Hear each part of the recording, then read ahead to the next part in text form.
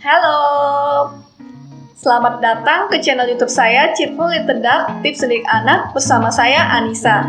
Saya sendiri kuliah S1 Psikologi dan S2 Pendidikan Anak Usia Dini dan bekerja di bidang pendidikan. Channel ini saya buat untuk memberikan informasi sederhana yang mudah dipahami mengenai dunia mendidik anak. Nah, topik kita kali ini adalah bagaimana sih caranya kita bisa menyelesaikan konflik antara anak dengan saudaranya ataupun anak dengan temannya tanpa harus memarahin anak ataupun menghukum mereka. Nah, ini adalah bagian kedua dari video saya yang pertama yang bisa dicek di deskripsi video ini.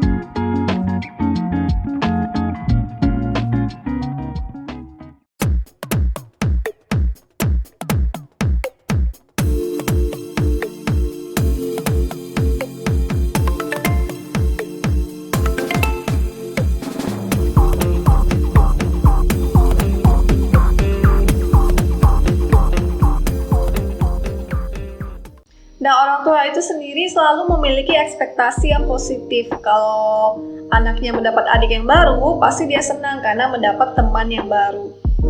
Nah, namun pada kenyataannya, ketika anak Anda sudah memang bermasalah di awalnya, ketika mendapat adik baru malah semakin bermasalah. Ataupun pada awalnya tidak ada masalah, tapi karena mendapat adik yang baru malah menjadi punya masalah. Nah, hal ini sangat wajar karena anak itu memang sudah disetting untuk menyelamatkan sumber yang memberikan rasa kasih sayang dan keamanan, yaitu orang tuanya. Jadi kedatangan adik baru ini seperti mengancam tempat amannya dia, yaitu orang tua. Dia ketakutan ke orang tuanya tidak lagi sayang sama dia, hanya sayang sama adiknya. Dan dia merasa tidak aman dan merasa cemas, karena itu mereka sering konflik sama adiknya. Ingin orang tuanya tetap sayang sama dia aja, bukan sama adiknya. Karena itu konflik itu bukan sesuatu yang aneh, tapi sesuatu yang sangat wajar terjadi sama anak-anak. Bahkan ketika hubungan antara anak dan adik itu malah sangat baik, tetap saja ada konflik. Nah, masalah yang sekarang sering terjadi adalah anak itu dipaksa menyelesaikan konfliknya sendiri. Orang tua tidak membantu. Jadi orang tua kadang memberikan komentar-komentar yang tidak membantu seperti udah ngalah sama adiknya, ngalah sama kakaknya. Komentarnya seperti itu malah membuat anak itu merasa diperlakukan tidak adil dan dia itu semakin cemburu sama saudaranya. Nah, terkadang orang tua malah tidak membantu sama sekali karena mereka menganggap udah nanti mereka ribut tiap hari kan juga terakhir tahu cara penyelesaian masalahnya. Masalahnya juga, anak itu tidak bisa tahu cara menyelesaikan konfliknya dengan sendirinya. Anak belajar dengan cara modeling ataupun mencontoh orang tuanya. Jadi ketika orang tua tidak memberikan contoh bagaimana sih cara menyelesaikan konflik, anak itu tidak akan pernah bisa, entah datang dari mana, kemampuan menyelesaikan konflik yang baik. Yang terjadi adalah anak menggunakan kekuatannya dengan cara misalnya anaknya lebih besar, berarti dia lebih kuat, dia menggunakan kekuatannya untuk mendapatkan apa yang dia inginkan dari anak yang lebih kecil. Ataupun anak yang lebih kecil jadi sering mengadukan kakaknya begini, kakaknya begitu, biar dapat perlindungan dari orang tuanya. Jadi anak tidak belajar sama sekali bagaimana cara menyelesaikan konflik yang baik, yang sangat penting untuk kedepannya, karena anak pada saat udah besar pasti akan menggunakan kemampuan menyelesaikan konflik ini. Nah, jadinya video kali ini tuh saya akan membahas bagaimana sih anak itu bisa menyelesaikan konflik dengan saudaranya, tapi kedua belah pihak itu merasa bahagia, jadi tidak ada yang dipaksa untuk mengalah. Dua-duanya senang, sehingga kedepannya tidak ada lagi rasa cemburu satu sama lain, dan intensitas konflik kedepannya akan berkurang. Mereka juga belajar cara menyelesaikan konflik, sehingga kedepannya orang tua tidak perlu terus membantu ataupun mencoba menghentikan konfliknya mereka. Mereka sudah bisa berdiskusi sama saudaranya dengan baik dan menemukan jalan menyelesaikan konfliknya lebih independen ke depannya. Saya akan menjelaskan tahapan-tahapannya beserta contoh-contoh di kehidupan nyata yang bisa dimodifikasi sesuai dengan situasi yang Anda miliki. Nah, tahapan pertama yang penting untuk menyelesaikan konflik anak dengan saudaranya adalah ketika terjadi sesuatu, usahakan untuk tidak menuduh salah satu anak. Cukup deskripsikan situasinya dengan netral. Karena ketika orang tua menyelesaikan konflik dengan cara menuduh siapa yang salah, siapa yang benar, dan orang tua beranggapan kan pasti baik, maksudnya ingin anak menjadi bertanggung jawab sama perilakunya. Namun sayangnya sering sekali ketika menggunakan menuduh seperti ini, kan anak belajar dari orang tua. Orang tua yang menunjukkan cara menyelesaikan konflik adalah dengan menuduh. Anak juga akan melakukan hal yang sama untuk menyelesaikan konflik dengan saudara ke depannya, yaitu dengan menuduh saudaranya, tidak mau mengakui kesalahannya, dan jadi lebih defensif. Jadinya anak tidak belajar penyelesaian konflik yang baik dan benar. Yang kedua adalah apa yang penting adalah menghargai perasaan setiap anak. Walaupun tidak masuk akal, walaupun Anda tahu anak yang misalnya kakaknya yang salah atau adiknya salah, tetap hargai perspektif mereka. Ketika perspektif mereka itu dihargai, anak itu semakin mau mendengarkan solusi yang akan kita berikan ataupun semakin mau ikut serta dalam diskusi penyelesaian konfliknya. Nah, yang selanjutnya adalah ikut sertakan anak dalam menemukan solusi. Di sini kita mengajarkan anak bagaimana sih cara mencari solusi sehingga ke depannya anak itu semakin bisa untuk mengaplikasikan solusi sendiri. Memang di awal memang butuh dibantu karena mereka kan belum mengerti. Tapi dengan kita bantu di awal, ke depannya itu semakin mudahlah mereka untuk mencari solusi mereka sendiri. Dan mereka juga merasa didengar karena solusinya dari mereka kan. Dan lebih mau menjalankannya karena bukan dipaksa sama orang tuanya. Tahap selanjutnya adalah mengulang permasalahan dan meminta persetujuan anak atas solusinya. Nah, jadi jika Anda sudah melihat permasalahannya nih, Anda simpulkan, oh jadi kakak mau ini, adik mau ini. Ingat untuk mengulang kembali dan meminta persetujuan sama anak. Jadi kedua-dua anak tahu memang ini masalahnya. Kemudian ketika sudah dapat solusinya, ulang kembali dan minta persetujuan sama anak. Tanyakan sama anak, solusi ini bisa apa enggak? Kalau mereka oke, jalankan. Dan paling penting lagi, untuk memberikan follow up. Jadi nanti ke depannya datangnya lagi sama anak dan pastikan memang solusi yang dijalankan itu sudah berjalan. Saya akan kasih contoh-contohnya sebentar lagi.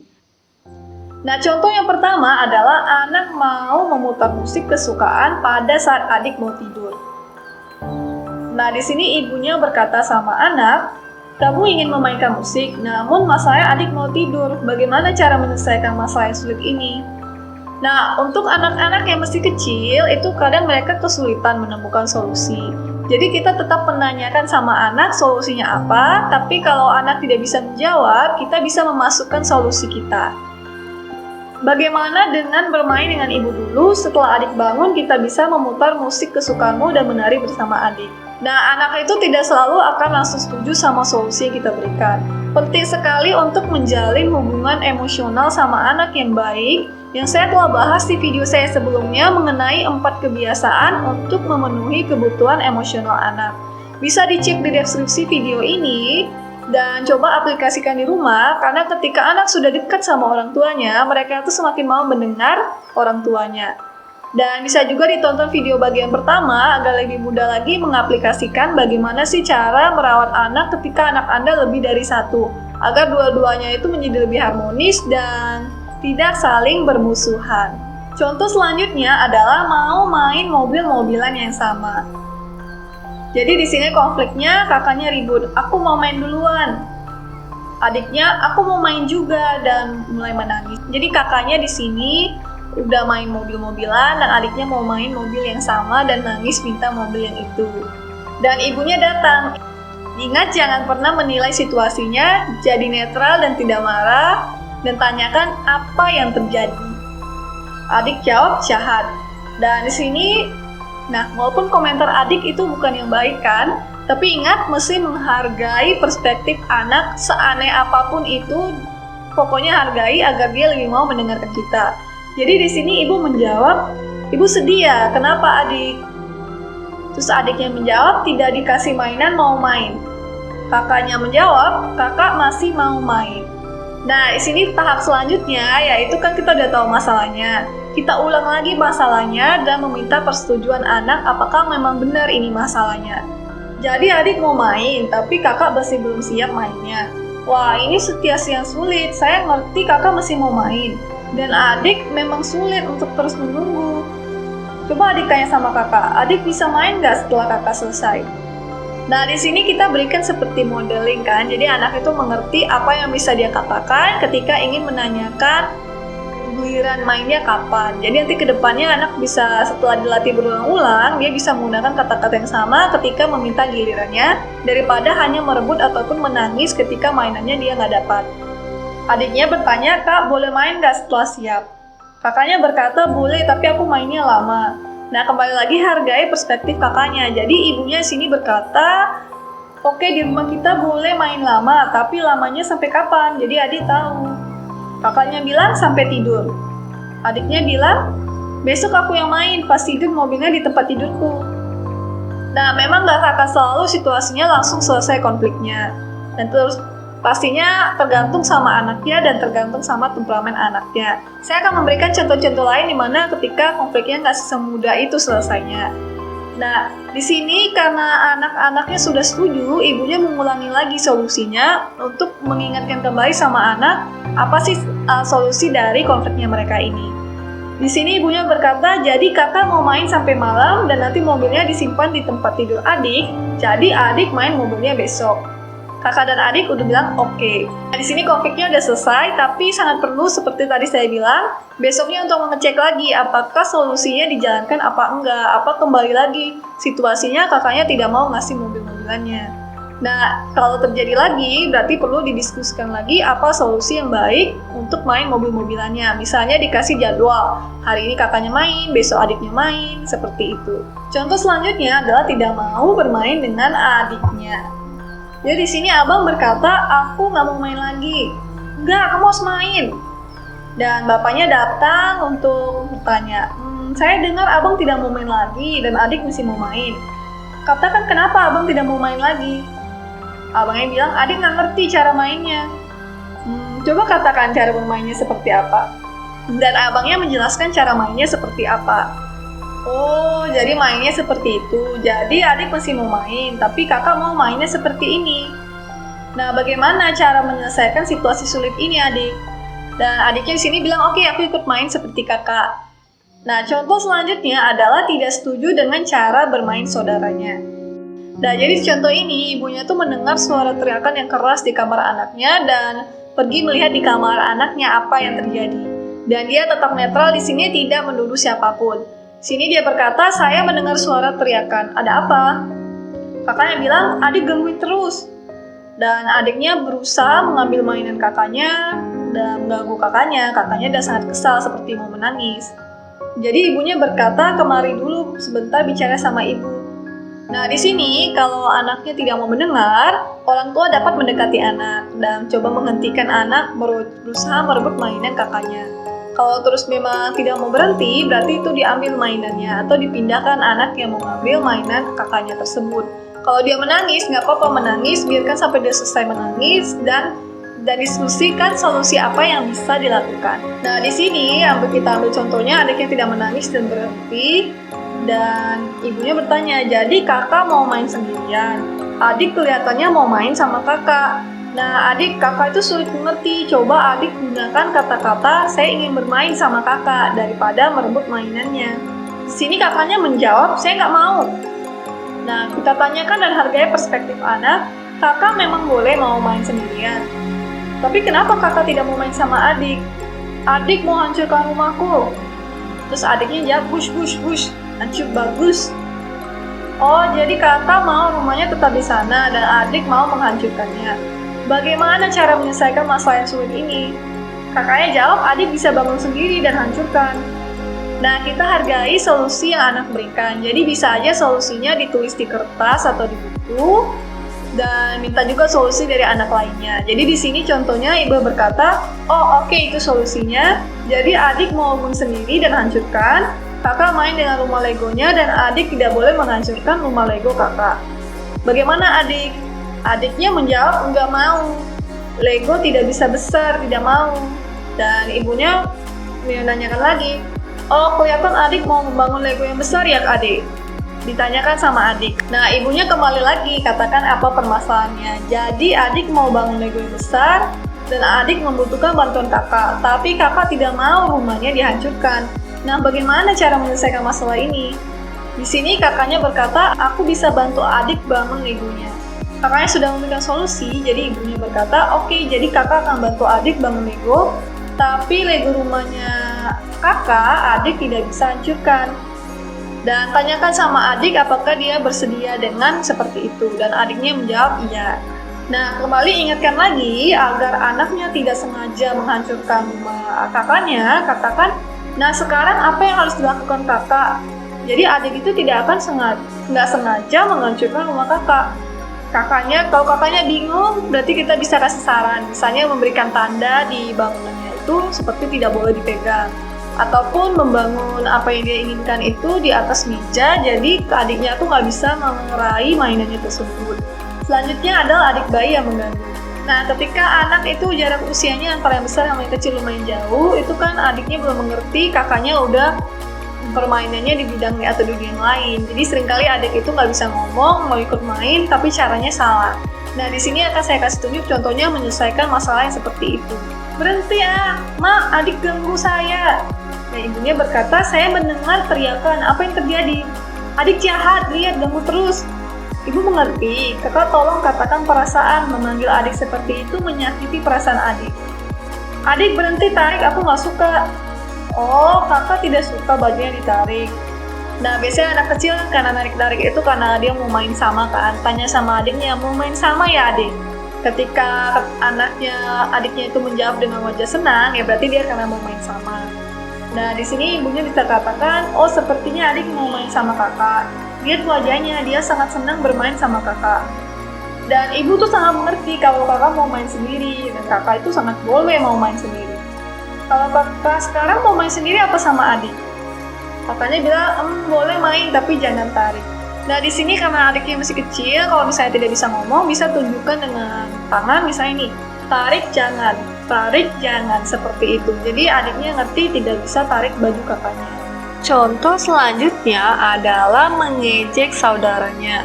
Nah, jadi terkadang anak itu diperlakukan tidak baik di luar rumah, misalnya diejek sama temannya. Jadi karena dia merasa kesal dengan orang lain, dia jadi ingin menghilangkan rasa kesalnya dengan mengejek saudaranya juga. Jadi respon yang baik adalah untuk tetap netral. Di sini contohnya seperti kakaknya berkata, Jojo jelek. Adik, saya tidak. Jojo jelek. Hentikan, kamu jahat. Jojo jelek kayak bayi mau nangis. Kakak, aturannya tidak ada memanggil nama seperti itu. Adik, kamu bisa katakan apa yang kamu inginkan dari kakak. Jadi di sini kita mengajarkan adik untuk mengungkapkan perasaannya secara langsung apa yang tidak ingin dia lakukan. Adik berkata, saya tidak mau dipanggil jelek. Kakak, jelek. Di sini ibunya berkata, kakak lihat wajah adikmu, dia sangat sedih. Adik sudah bilang berhenti, berarti dia tidak mau mendengarkannya lagi. Kelihatannya kakak sedang kesal, kemari katakan apa yang terjadi. Kakaknya jawab, temannya bilang aku jelek dan cengeng, aku bukan seperti itu. Dan ibunya berkata, oh itu pasti menyakitkan ketika temanmu bilang seperti itu. Saya tahu kamu pasti mau merasa lebih baik, tapi memanggil adik seperti itu tidak akan membuat kamu lebih bahagia. Kamu tahu apa yang lebih baik? Imajinasikan aku temanmu dan katakan apa yang kamu inginkan. Terus kakaknya berkata, jangan panggil saya seperti itu, saya bukan cengeng, tapi kamu melukai perasaanku, tolong berhenti atau saya tidak mau jadi temanmu lagi. Bagus untukmu, kita bisa praktek lagi nanti. Jadi kakak lebih siap untuk mengatakannya kepada temanmu. Sekarang apakah ada sesuatu yang kamu inginkan katakan pada adik? Dan kakaknya jadinya meminta maaf sama adiknya. Contoh selanjutnya adalah kompetisi. Nah, ini sering sekali terjadi sama anak saudara kan. Misalnya kompetisi siapa makan paling cepat, siapa main paling cepat, bangun paling cepat. Di sini saya ambil contohnya kompetisi untuk siapa sampai ke pintu yang paling cepat. Aku menang, duluan masuk. Gak adil, kamu selalu duluan. Iya, karena aku kan kuat. Gak, kamu jahat, kamu dorong saya gak bisa duluan. Iya, aku kan hebat. Jadi kamu tidak bisa secepat saya. Aku juga hebat. Nah, ibunya sini datang dan berkata, kedengarannya kalian berdua mau jadi hebat. Saya juga, tapi apa sih artinya menjadi hebat?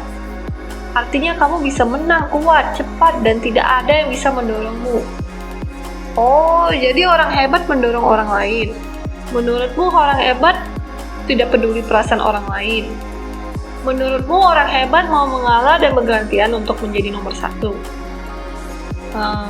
Ya, dan orang hebat tidak mendorong orang lain dan tidak menari bahagia ketika orang lain kalah. Kadang memang membingungkan apa artinya menjadi hebat. Tapi saya tahu kalian berdua peduli dengan perasaan orang lain dan kalian tidak akan menjatuhkan orang lain agar menang. Kalian berdua mau jadi yang pertama sampai ke rumah, namun malah saling dorong. Apakah ada cara menyelesaikan masalah ini? Kakaknya berkata, kita bisa gantian. Adiknya berkata, tidak, aku suka yang pertama. Saya dengar kamu, adik. Saya rasa semua orang suka jadi yang pertama. Tapi kamu tetap mau menjadi orang yang selalu mendapatkan apa yang kamu inginkan, walaupun membuat orang lain menjadi sedih, walaupun harus mendorong orang lain. Ibu bisa menyarankan cara yang menjadi orang lebih hebat yang lebih baik. Saya penasaran, apakah ada hal lain yang bisa kita kompetisikan? Bagaimana dengan lomba lari? Apakah kamu mau menjadi yang tercepat dan menjadi yang pertama? Adik, iya, kapan kita lomba lari? Tapi pulang ke rumah bukan lomba ya, kakak dan adik. Iya. Kita bicara lomba larinya nanti. Sekarang bagaimana kalian menyelesaikan masalah pulang ke rumah? Oke, kita bisa bertukar menjadi yang pertama. Nah, bicarakan dengan kakak siapa yang jadi pertama besok. Dan biarkan anak berdiskusi bagaimana caranya mereka menjadi yang pertama. Nah, masalahnya kita kan nggak akan selalu setenang itu ketika terjadi konflik antara anak dan saudaranya. Pasti ada saatnya kita terbawa emosi. Nah, jangan khawatir, postingan saya selanjutnya saya akan membahas bagaimana sih menyelesaikan konflik dengan namanya playfulness, jadi dengan cara bermain. Saya juga akan membahas bagaimana sih cara menyelesaikan konflik ketika sudah terjadi anak sudah saling memukul secara fisik ataupun sudah sangat panas, jadi kita ajak bicara tidak mempan dan sudah mau mukul-memukul. Jadi jangan lupa untuk subscribe channel saya, jadi bisa dapat update terbaru dari video-video saya. Jangan lupa juga follow Instagram saya, karena saya update informasi menarik lainnya yang tidak ada di channel YouTube saya. Terima kasih banyak, sampai jumpa lagi di video saya selanjutnya.